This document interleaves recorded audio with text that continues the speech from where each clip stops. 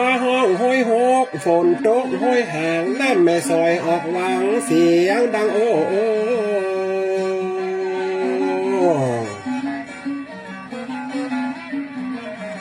ขี้โขขี้ขอนไหล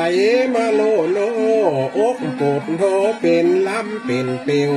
พ่อก็บงง้มลงตาฝั่งน้ำแม่สวยน้องทางแถวหนตั้งเตียว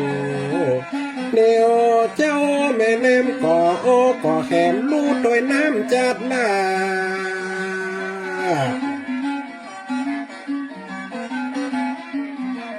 น้ำไม่ต้อออกดอยน้ำไม่ซอยออกปุงห้อมห้อยโปะตรงฝิ่นน้ำวาวาดเชี่ยวเห่อลอยถุมนักหนาขนาดเสียงดังอาดดำแดงปอหุ่น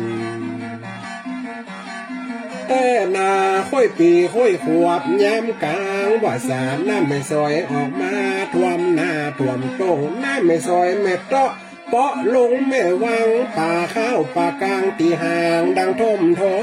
ม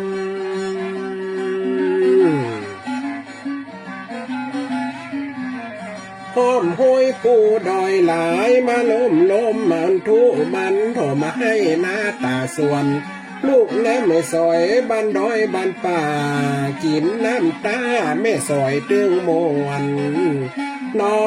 เจ้าไม่นานเจนเก่ามานานหันกันตลอด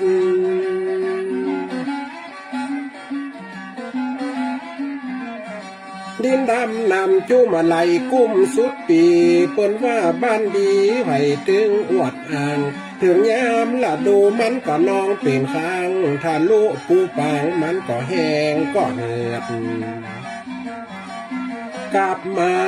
ธรรมชาติบ้านดอยถึงบ่มีปัญหาน้ำไม่ซอยนี่กาคือสายเลือดเลี้ยงชีพ